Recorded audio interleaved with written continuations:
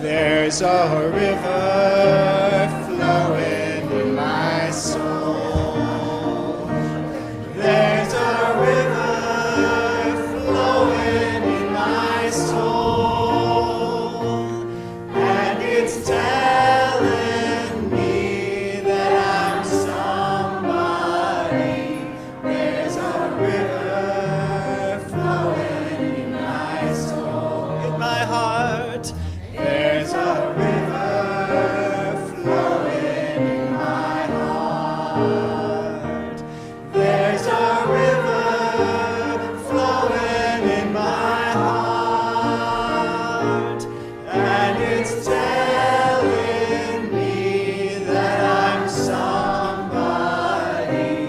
There's a river flowing in my heart, in my mind. There's a river flowing in my mind, in my mind. There's a river flowing in my mind, and it's telling me that I'm somebody.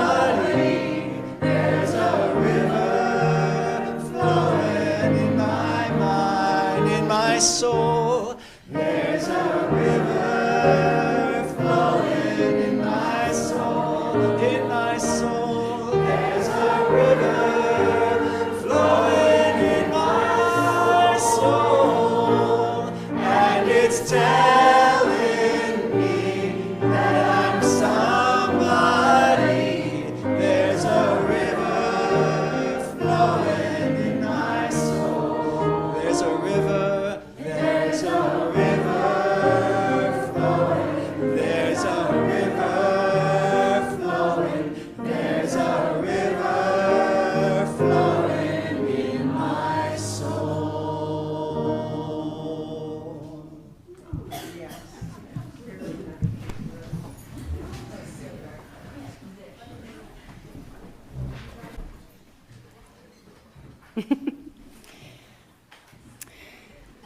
By placing this basket of black oak acorns on our altar, we remind ourselves that we are on Nisenan land that was never ceded, never given up.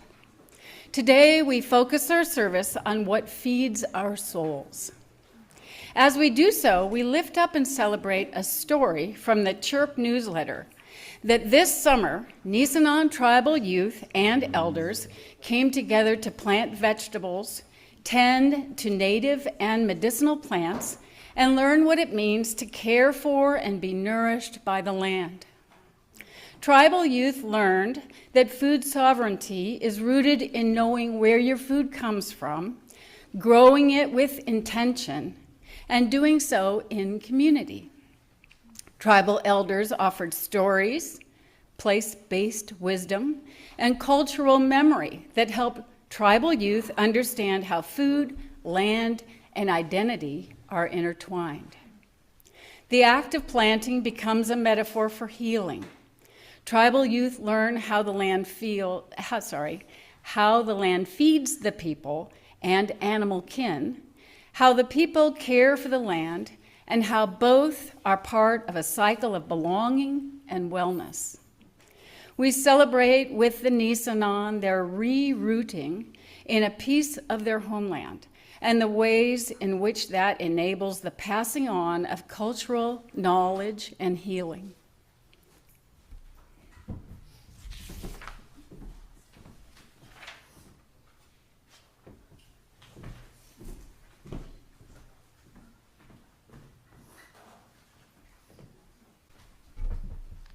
Good morning. Begin Your Journey Home by Linda Susan Ulrich. Come now, all who are broken and cracked. Come to the place where your shattered pieces are the raw materials of mosaic and kintsugi. Here you will find welcome among the armless dolls and cozy pilled sweaters, loved exactly as they are. Come now, all who are thirsty and burned. Come to the place where cool waters and aloe soothe your bedraggled soul. Drink your fill and salve your skin. Then fill your canteen and return once more to the struggle, knowing the well will remain unobstructed. Come now, all who long for the stars. Come to the place where that vision of infinity is written upon the people's hearts. Hold it until you've memorized the way. Set your compass to point towards hope and begin your journey home.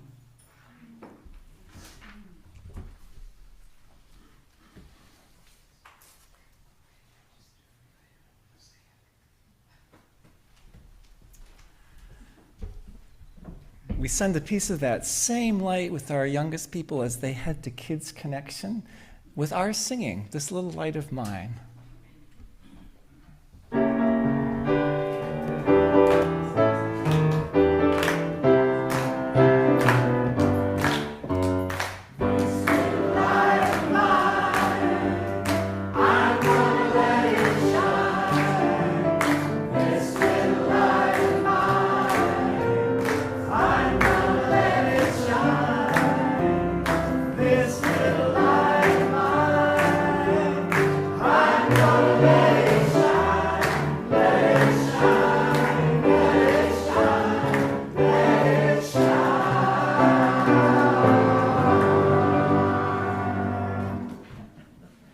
There we go. Good morning. Good morning. Thanks for being here. You're welcome. Thanks, Christy. Thanks, Christy. Christy, you weren't in the room last week when we thanked you for being our doomsday prophet, our surprise doomsday prophet, so thank you. I will also acknowledge that some people weren't quite sure what was happening. Like, that was a little bit worrisome when they heard voices without knowing what it was. So sorry for that piece, and thank you, Christy, also, for bringing that in. I forgot last week to invite us to turn our cell phones off. And then it became obvious later that I had forgotten. So I invite you to release yourself from your cell phone, the sound of your cell phone for this hour. And we're about to greet each other, but I want to offer a special hello to a colleague of mine who I know from way back when, from when I was serving in Michigan, Reverend Gretchen Wood. Where are you? Hiding, yeah. Yeah. Welcome, we're glad you're here. And with Judy, we're welcome to each of you. Glad you're here.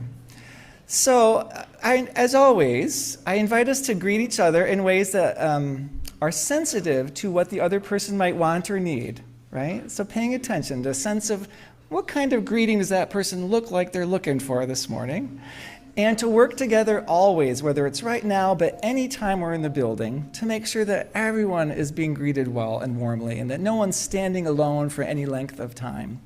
I once served a congregation where the idea was if you grabbed one of the bright yellow mugs, that would help people know that you're a new person and you might be greeted. And so a friend of mine came to a service once and stood in the middle of things with the mug like this, waiting for people to greet him. You don't have to wait for that, right? We don't have those mugs anyway, but I invite you to take it on yourself. Even if you're brand new, we're welcoming each other, and now's your chance to live that and model it. I invite you to say hello to the people around you this morning.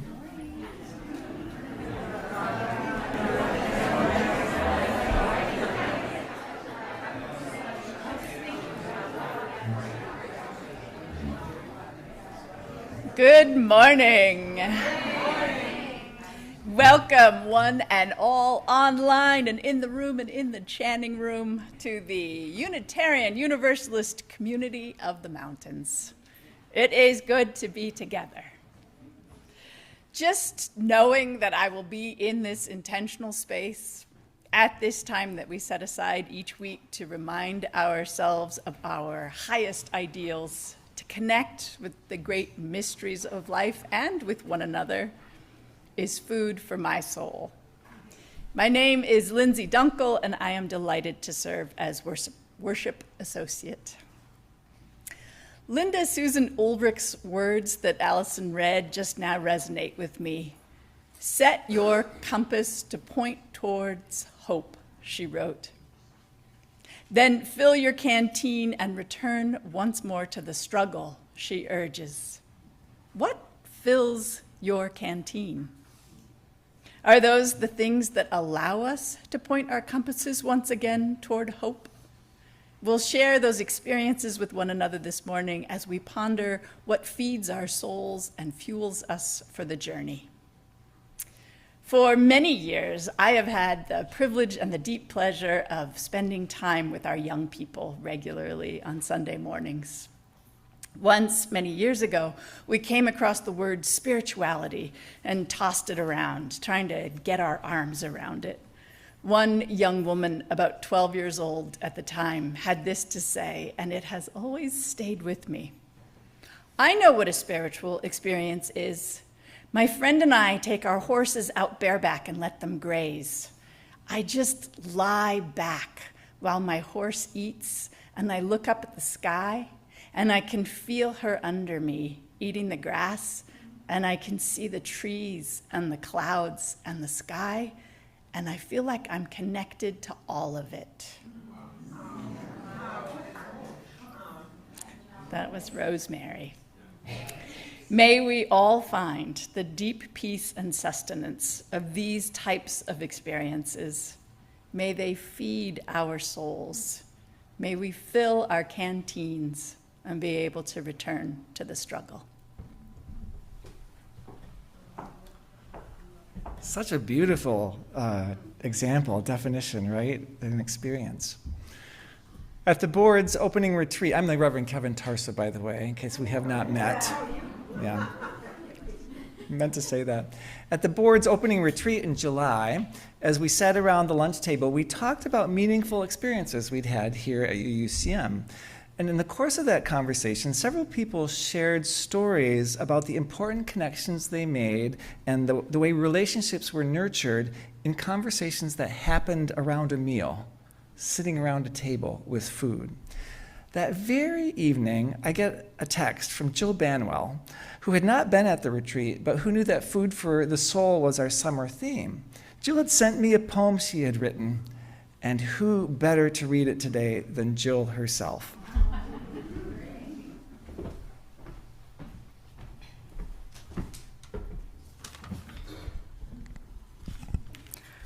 Food for the soul is chocolate, right? Or is it that pizza you sneak at midnight? And what about egg rolls? And bookstores? And tea? And anything handmade? And boxes marked free? Food and the soul inextricably linked, like phones and computers entirely synced. Those thoughts at the table while sharing a meal touch closer the truth of what folks really feel.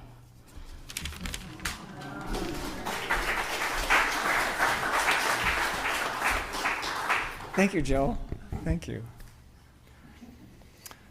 So there's a slide here, Cypress. I keep at least one pot of rauram growing year-round, indoors in the winter, outdoors in the summer.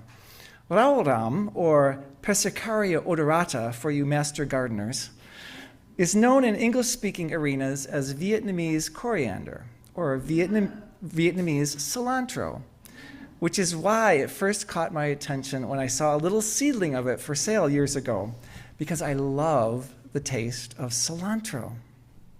But when I try to grow cilantro, the plants always bolt and go to seed so disappointingly quickly, I hardly get anything out of them. And when I buy a bunch of cilantro, most of the bunch becomes a slimy mess in the refrigerator before I use it all. Rauram loves the summer heat and moist soil, which is why I grow it in a pot here in this warm climate.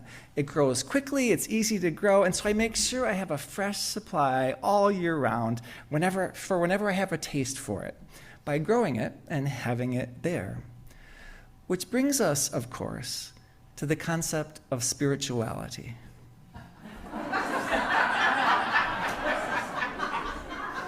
Or maybe it will anyway, eventually.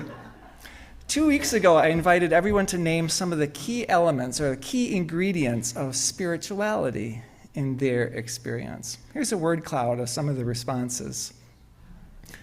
Lots, so the more often a word was used, the larger it shows up here. Connect, love, universe, open, being, deep, higher, know, mystery, understand, something, myself, energy, wonder. That Sunday, we took just a very brief start at some possible definitions of spirituality, naming that words can't quite ever do it, and that definitions of spirituality can really only ever talk around it or point toward it. Like lying back on the horse, feeling it eating, looking at the sky. Thanks, Cypress. I named for me that a meaningful experience of transcendence, like that story, was the common denominator for the many kinds of experiences that people describe as spiritual when they do use the word. And that can be everything from awe at nature to a powerful sense of divine love to the profound realization of our human connection, all of them avenues. And I believe that such transcendence, where we feel powerfully, rather mystically connected, part of everything, or that everything dissolves into nothingness, that kind of experience, is as available to humanists and atheists as it is for theists and other kinds of believers. Really, only the words getting in the way, or someone's insistence that there's only one way to interpret or understand such an experience, right? I think the experiences are common, that felt sense. We just describe them, explain them, understand them, make meaning out of them in different ways. Jill's poem, Food for the Soul, both fun and meaningful, as Jill's poetry so often is, suggests yet another take when she writes of what helps us touch closer the truth. There is a sense in a spiritual experience, by any name or no name at all, that we're somehow touching closer the truth. In those moments, we're touching closer the truth, though it's hard to put our finger on it exactly, right? We feel it. It's hard to put our finger on it exactly. Today, in a related and continuing effort to help each of us in our own way and as a community to try to get a hold of something that is inherently slippery, we're asking, what feeds your soul? What feeds your soul? Which is where Vietnamese cilantro, or rau ram, comes in. Where are my fellow cilantro lovers? And where are the folks who stay as far away from some cilantro as they possibly can? Yeah, probably the super tasters among us, right? Few foods are as polarizing as cilantro. Is anyone in the middle? Kimchi? A few people in the middle. And yet, we can still get along. We can even gather around the same meal at a dinner table. Our thoughts at the table while sharing a meal touching closer the truth of what folks really feel. Especially if we first recognize that not everyone loves cilantro. And that we can either be sure to have multiple options on the table, which is our UU smorgasbord, right? I've said before, I think of our Sunday services so often as setting a table of dishes. It says, here's this and this and this, try some of this, but leave the tasting up to you. Or out of kindness and respect, we can choose to serve cilantro on the side so people who want it can add it to their dish. Right? Here we are all at the same table with very different tastes. What we can all identify with, assuming we have a physical sense of taste, is the quality of deliciousness. Without assuming or even expecting that everyone at the table will have exactly the same sources for that deliciousness, or the same sense of taste, or that we'll find all the same things to be delicious. The very same food will taste different to different eaters. And this is a key understanding in Unitarian Universalism. Different people will taste the same thing and taste it differently. Doug Kraft, a minister emeritus at the UU Society of Sacramento, gave his definition of spirituality in a sermon there in 2006, a sermon titled Spiritual Eyes. Spiritual Eyes. In it, he pointed out that some people claim that spirituality is a verb rather than a noun, something that we do, not something we are or something we hold. But Doug suggests that it's not even a verb, that instead, spirituality is an adjective or an adverb. That is to say, he writes, it is a quality we experience in something or a way of doing things. It's not the thing or doing in and of itself. It's a characteristic of experience, a characteristic of how we act. One of the analogies he offers is of wetness. He says wetness is a quality of some things, like water, like puddles, streams, rainy days, baths, fruit juice. But if we take those objects away, there is no wetness. Wetness doesn't exist apart from wet objects. Similarly, spirituality is a quality, not a thing in and of itself. So one day, hiking that trail, or seeing that mountain, or the same night sky, the same prayer, the same music, the same meditation practice that on most days feels ordinary, on certain days will feel mind-blowing and luminous. Same activity, different quality of experience. I shared in other times, one of my most powerful spiritual experiences was when I was snowshoeing in a cornfield in Michigan. Snowshoeing in a cornfield, which I did many, many days. But one day, the blue sky, the sun, the powerful sense came over me. It wasn't the snowshoeing in the cornfield. It was the experience I had snowshoeing in the cornfield that day, which sheds light on why definitions and words get in the way. It also sheds light on how we can connect to others around the quality of the experiences others have, even if we would understand or explain those experiences differently than they do. We can identify with the experience of deliciousness, even if our sources of deliciousness are different. Doug Kraft points out that Unitarian Universalism's broad understanding of spirituality implies this idea that spirituality is a quality more than a thing. It's not something you have or don't have. It's a quality of experiences that we have, a way of being, which means that what we believe may not be as important as how we relate to others and ourselves. He writes, if we come at life with fear, anger, greed, hatred, then the quality of bitterness flavors our days. If we come at life with love, courage, and compassion, then the quality of sweetness and ease flavor our days. So the question becomes, he adds, how do we cultivate those qualities? Now, I'm not sure where the soapiness of cilantro fits in here. So we're going to ask this question even more deeply and in another way around how we cultivate those qualities at the end of the month, our final service of the month on August 31st.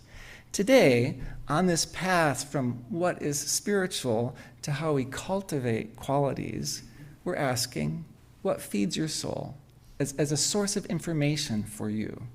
What nourishes you and maybe tastes good to you?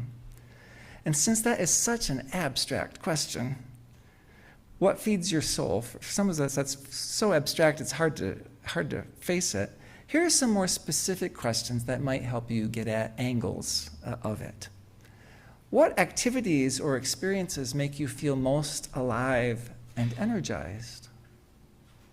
What brings you a deep sense of joy or fulfillment in your life? What do you do that makes you lose track of time and feel completely engaged? What are the things in your life that you feel most grateful for, or that bring you a sense of peace?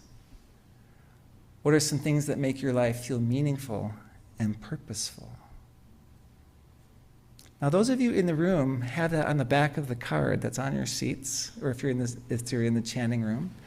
Eileen will be pasting it in the chat for those who are on Zoom.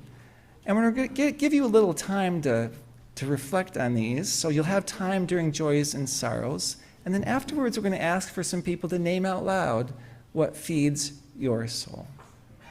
So the questions are in your hands to the extent that that's useful for you. Or maybe you go right to the question, what feeds your soul? If people are taking notes, there's still pens available. So if you want a pen, raise your hand and make sure you get them. Or if you need a card, if you don't have one yet. So meanwhile, our candle of compassion, resistance, and resilience, a ritual we borrowed from the UU Society of Sacramento. I'm going to see if someone would like to actually light that candle today. Would someone like to light the candle of compassion, resistance, and resilience? You don't even have to strike a match. Tom Wernig is here. Tom is living in Madison, Wisconsin, much of the time. So it's great to see you here, Tom. So with the lighting of our candle of compassion, resistance, and resilience, may we remember as national institutions and trust continue to be undercut, attacked, dismantled, destroyed. May we remember as people suffer at the hands of those who fear their identities, that empathy is the wellspring of compassion. Empathy is the wellspring of compassion. That calm is one of the forms of resistance. That calm is one of the forms of resistance. And that holding on to an expectation of a future and the gifts and beauty of now are key to our resilience. That holding on to the future is key to our resilience. Thank you, Tom. And with that, I invite us into this weekly ritual of honoring that full range of the joys, sorrows, the things that we're carrying in our heart in all those directions. If you're in the building, there's chances to place stones here in the bowl of water. And today, the folks here have those little Post-it notes. If you want to write a joy or sorrow and bring it up. I'm really kind of surprised how orderly the joys and sorrows are so far. I was picturing clusters. So interesting. We have orderly joys and sorrows. People on Zoom get to do this every week, right, if they choose. They can type in what they're carrying. Today, you get a chance to give it some physical form in a way that people can come up and read afterwards. And you're welcome to put these up after the service, if not now. I invite us to hold each other and to use this time in the way that serves our spirits, whether that's a time of prayer for you, or a time of simple stillness and looking within, or a time of being aware of everyone who's around you. I invite us to stay present to this moment, even as we're in the stillness and people are moving or not moving. With that, I invite you to come forward as you're ready, or to type into the chat as you are ready.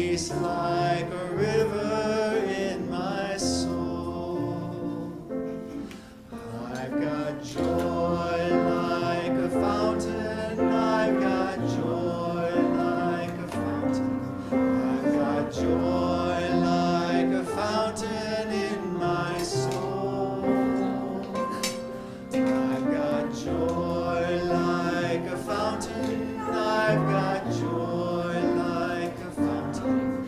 I've got joy like a fountain in my soul. I've got love like an ocean. I've got love like an ocean. I've got love like an ocean in my soul. I've got love like an ocean. I've got love like an ocean. I've got love like an ocean in my soul.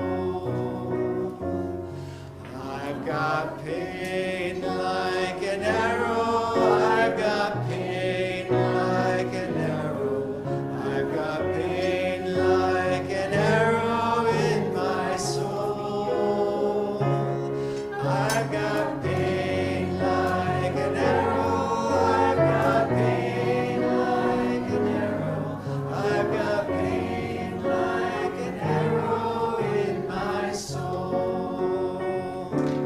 I've got tears like the raindrops. I've got tears like the raindrops. I've got tears like the raindrops in my soul.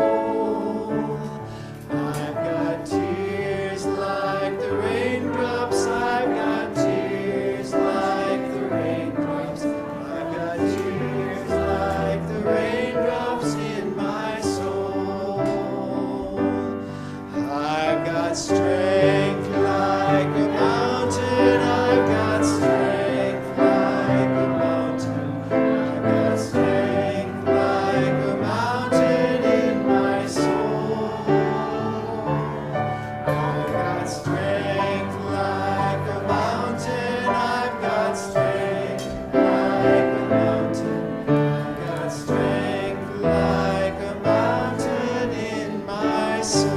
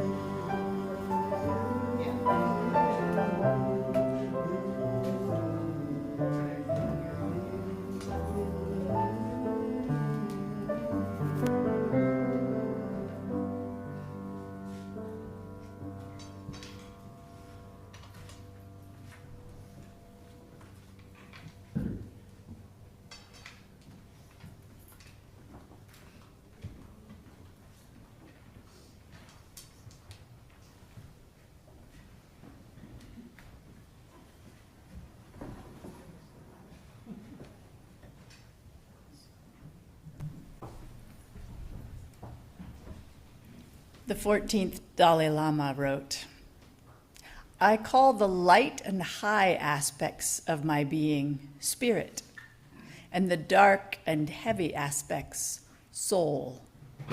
Soul is at home in the deep shaded valleys. Heavy, torpid flowers saturated with black grow there. The rivers flow like warm syrup. They empty into huge oceans of soul. Spirit is a land of high white peaks and glittering jewel-like lakes and flowers. Life is sparse and sounds travel great distances. There is soul music, soul food, and soul love. People need to climb the mountain not simply because it is there, but because the soulful divinity needs to be mated with the spirit.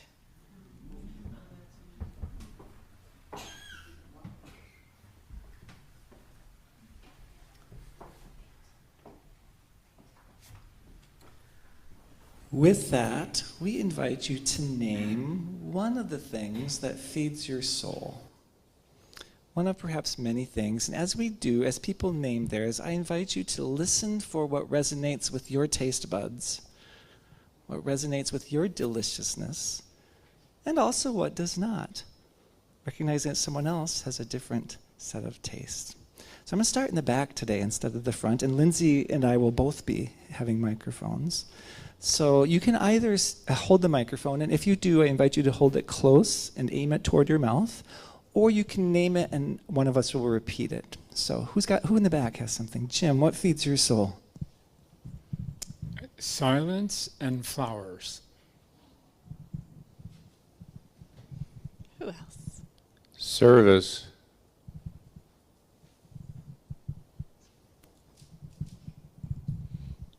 Homemade strawberry whipped cream pancakes. The ocean. The ocean. Running. Gardening. Running and gardening. Deep conversation. An outstanding tennis match.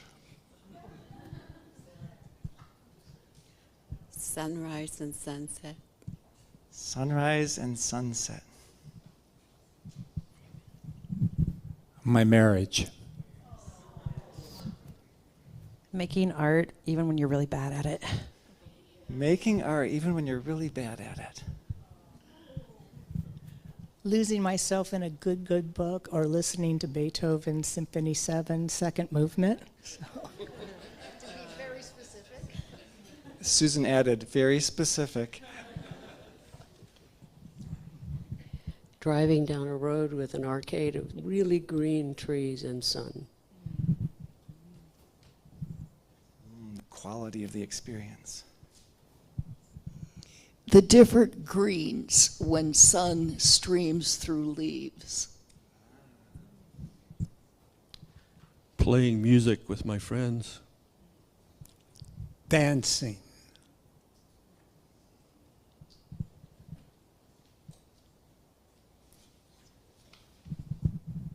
The laughter of children.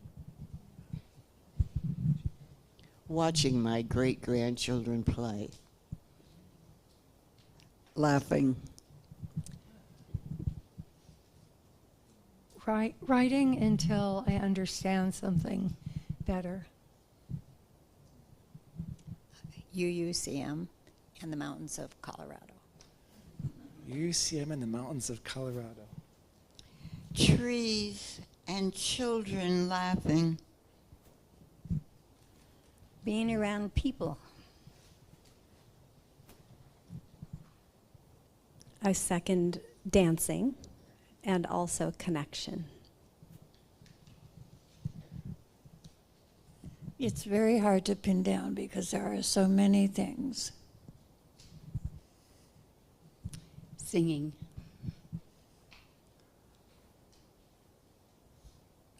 Staring at the blue sky and beautiful ancient architecture. My expectation is some of these are stirring things for you, so feel free to be naming what's coming to mind. Quantum mechanics. Quantum mechanics. Yes, yeah. Road trips. Road trips. Who else finds quantum mechanics delicious? Yes, you're not alone, right? It might not be the most popular item on the table, but for some people, right? That's really powerful. Yeah. What else is coming to mind now that you've had a chance to let it sit a little bit?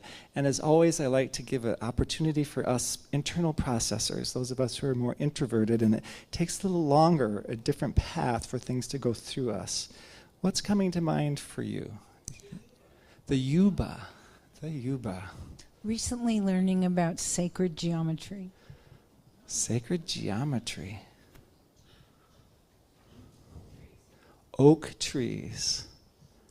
A loving hug. I'm sorry, loving? A loving hug. A loving hug. Meditation. Yeah, powerful source for many. Viewing an inspirational film. Listening to Joel talk about anything, including quantum mechanics.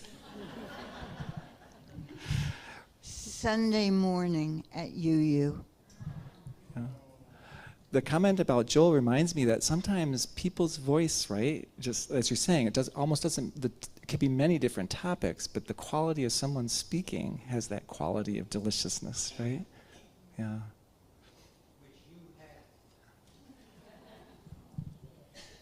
You spoke of the difference between spirit and soul. And I hear some spirit in this disclosures. And the soul is, as you said, a different path than the experience of spirit. So I would say garden, dance, and service fill my soul. Thank you. The magnificent Atlas cedar that is down the sidewalk about 100 feet from our front door, that must be about 400 years old. The memory of my 60 years of great marriage. Final call for the introverts or folks who are thinking about saying something and it hasn't quite made it out yet. Piano. Piano. Diving deep into water. Diving deep into water. Learning just about anything.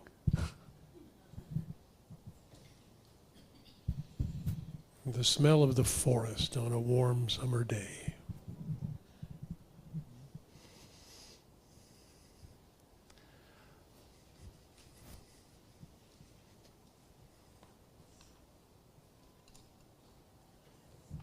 Seeing the weight lifted off of someone after interacting with them.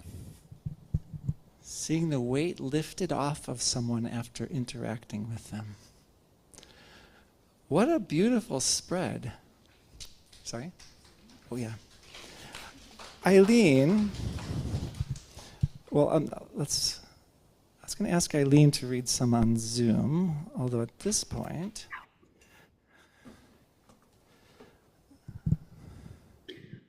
Oh, let's see. Cats. You hear an ouch from me every now and then when Amelia's got a claw in me since she's so happy. Let's see. Let's go back. Walking with llamas, no longer possible, alas. Writing, or in particular, having finished writing something, pure joy. Joy at receiving let's see. I'm getting mixed up which is joys and sorrows, but skipping along. Conversation with my granddaughter about a poem of mine, including what changes I made and why.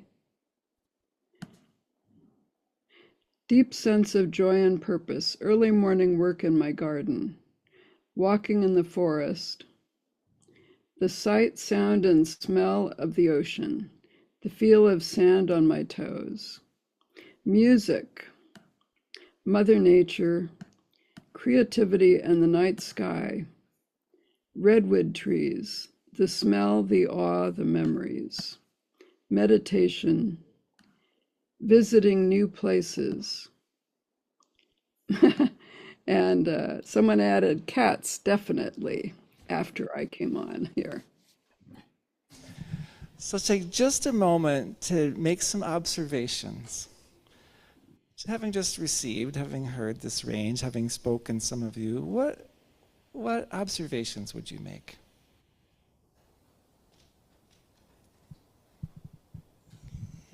Okay, I have realized that spirit is fed by the leaves and the greens and things, but soul is fed by meaningful work. So the listening helped you clarify that for yourself. Yeah. What observations would you make about this whole experience of hearing and speaking? There seem to be infinite sources. There seem to be infinite sources. Not all sources work for everyone. Not all sources work for everyone.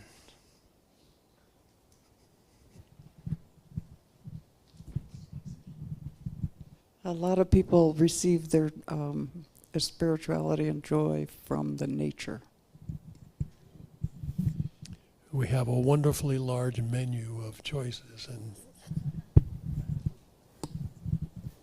I noticed that each thing that was mentioned, I'm pretty sure one needs to be present to have the experience of. Perfect segue to August 31st. Any other observations in the sum total or the specifics or the experience of hearing or speaking? It feeds my soul to hear other people telling what feeds their soul. Just listening to this. Yeah. My takeaway is that soul and spirit overlap and interact. I want to pick up on Teresa's observation that the experience of hearing other people name what feeds their soul, what feeds their spirit, fed her spirit, right? Fed her soul. This is the nature of our tradition. Instead of saying, here's the source to feed your spirit, here's the source to feed your spirituality, what we do here is come to the table with our own tastes. And not only that, but we name what is feeding us. That's the other piece. We're not silent about it, ideally. We're sharing with each other our own experience. What is it for us? And we are fed and informed and sometimes intrigued or sometimes find clarity in the process. This is how our tradition works. We come to the table together with all that we have, rather than saying, here's the menu, you can only pick from this. This is what you've got. It is both the beauty and the challenge of our tradition. I said many times, it'd be so much easier to have a thing I could hand you. This is it. Here are the things you got to know or believe or do, and we'd be all set, right? That's so much clearer. But here, the beauty is that it's constantly in formation. And what feeds us and what we experience is going to keep evolving, keep changing, keep unfolding for each of us. So I want to thank you for coming to the table. You know, today in this moment, but also all the time coming to the table and gathering around it. Food does help. But also sharing who you are, because that's how we are all fed ultimately. Thank you. Thank you.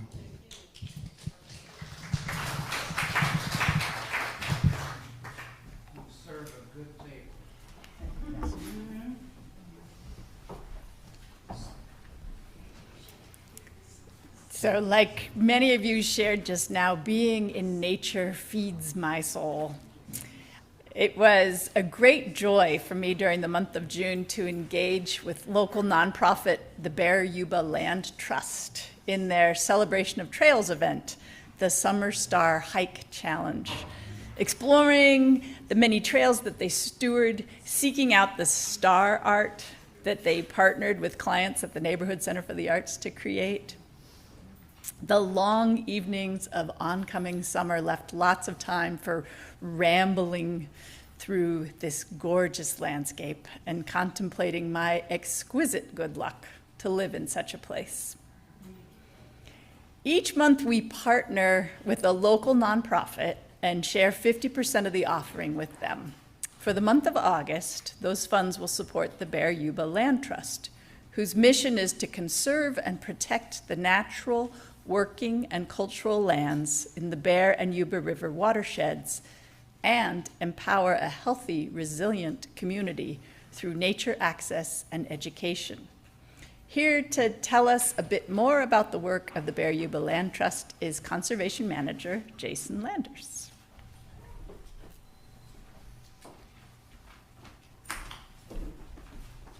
Good morning, and thank you all. Appreciate your time and really thankful to be here. So as Lindsay mentioned, I'm the Conservation Manager at the Bear Yuba Land Trust. She stated our mission, but I like to think of what we do is conserve land, build trails, and then provide opportunities for connection in nature. And we started in 1990, And to date, we've conserved more than 26,000 acres of land. We've built and maintained 45 miles of trails, primarily in the West County, Grass Valley, Nevada City area. And we provide awesome opportunities to connect to nature. Lindsay mentioned our Summer Star Hike Challenge. We also provide a lot of opportunities for young kids to get involved in family-friendly events. But truthfully, we're a small staff. There are 10 of us, and we could not do it without the support of our community. Plain and simple. A majority of our funding comes from community members like you, and we couldn't have done it without the crucial work of our community support. And so there are many ways to get involved. We provide volunteer opportunities, whether you're interested in doing something in the office or helping us build trail or do some vegetation management work or burn some piles on our lands. Whatever kind of fits your skills and your desire, we can plug you in. As I mentioned, we do have some really fun family-friendly events. One that's coming up in October is our Trailer Treat program, or Trailer Treat event. We'll be in Nevada City at the Pioneer Park, Little Deer Creek Trail. Staff will be dressed up in costume. We're doing a theme this year. Not sure what the theme's going to be. Probably some wildlife. And handing out candy to kids along the trail. We'll also have some family-friendly events in the parking lot, right in the park. And then in April, we do our celebration, or our Nature Fest, rather, which is a celebration of Earth Day. And so a lot of family-friendly events for that. We're doing a bio blitz this year with some kids trying to identify plants and animals on one of our preserves not too far from here, near A to Z Hardware and Twin Cities Church. And so we also have other opportunities. I mean, if you're interested in becoming a member, we have a lot of kind of targeted events just for our members, very exclusive events for those members. You can also put us in your will if that's something you're capable of doing. And so just really wanted to say thank you very much. I will hang out a little bit after the service. I have a sign-up sheet for like newsletters if you're interested in getting more information. Also have some stickers to share if that's your thing, or you got grandkids, you want to share those stickers with the grandkids. Yes, thank you very much for your time and listening to me today, and really happy to be here. So, thank you.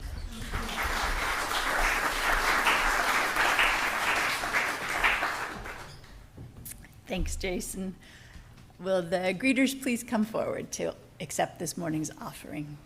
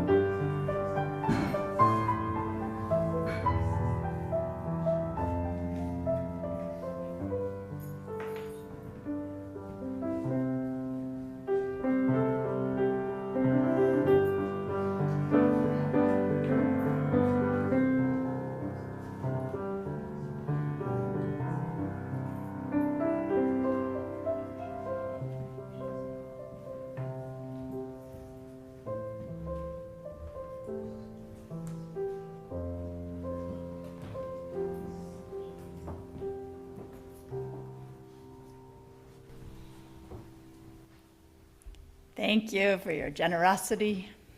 We dedicate these offerings to the vision of a resilient community, nourished through connections to nature, place, and one another, where our souls are fed so we can journey onward.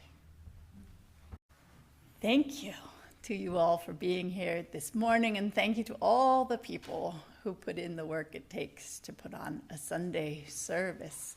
And special thanks to Jill for your poem and for sharing it with us today about having our souls fed. All right, and Kevin's going to do the announcements. I want to name that Gabrielle has been our accompanist for a number of our summer Sundays. Gabrielle, thank you. Yeah. And some of you will catch that she just foreshadowed the closing hymn. That was really lovely. And Lindsay, thank you for being worship associate as well. We're going to have a Zoom conversation. Back one slide, please, Cypress. So we had a sharing session after last Sunday's service about a very full sanctuary. This is one of the few Sundays in a very long while where there are actually visible chairs and spaces, right? We have this lovely problem of a very full sanctuary. So we're having a conversation about what is important to you about the process, what are the needs that we have to make sure get met no matter what we decide to do. And we take a little time to say, what are your solutions, right? But the bulk of it. We're going to do a Zoom version next Sunday. So a half hour after next Sunday's service ends, we'll stay on the worship Zoom, or people can join the Sunday Zoom, and we'll have a chance to do that online. UU 101 today, for anyone who's wanting to find out a little bit more, we'll meet in the library right out here for about an hour-ish and just find out a little bit more about this tradition and or this congregation. Humanism Discussion Group, George is a good contact for you while you're visible. George is also our lay pastoral care associate today. Singing Meditation Circle on Thursday, a chance to step out of the politics for a moment and be fed. And book group next week, Let Us Descend is the book being discussed. So always plenty of things. Whether you're a longtime person or brand new, the website is a good place to find out what exactly is cooking these days. So with that, I invite us to rise in body or in spirit, even if you're at home, and to sing Wake Now My Senses, kind of with all of this, what feeds our soul, what feeds our spirit in mind and heart.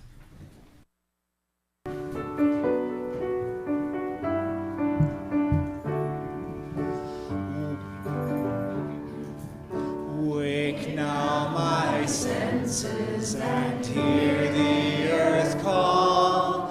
Feel the deep power of being in all. Keep with the web of creation your vow. Giving, receiving as love shows us how. Wake now my reason, reach out to the new. Join with each pilgrim who quests for the true. Honor the beauty and wisdom of time. Suffer thy limit and praise the sublime.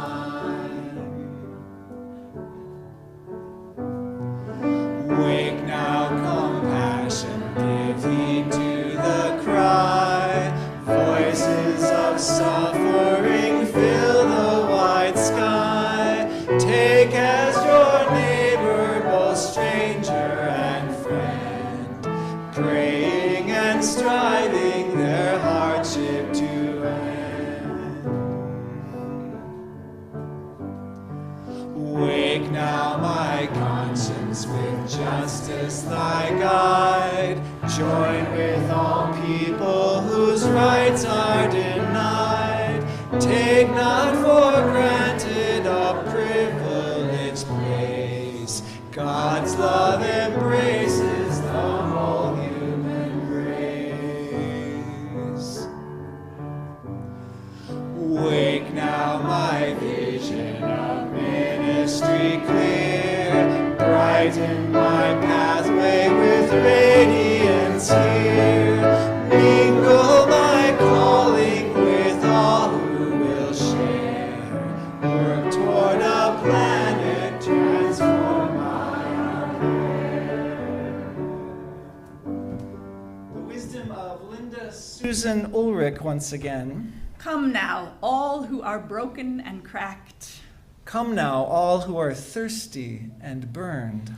Come now, all who long for the stars. Come to the place where that vision of infinity is written upon the people's hearts. Hold it until you've memorized the way. Set your compass to point towards hope. And begin your journey home. With this reminder that we're not alone, that we're going to extinguish our chalice, but carry with us all that represents, I invite you into these good words we say to each other. Together we will carry the flame of peace and love until we meet again. We'll see you next Sunday where Gail Schultz and I and you get a chance to explain why you're you. And please stick around for conversation. Jason's here to talk about Bear Yuba Land Trust and connect with each other. Thank you.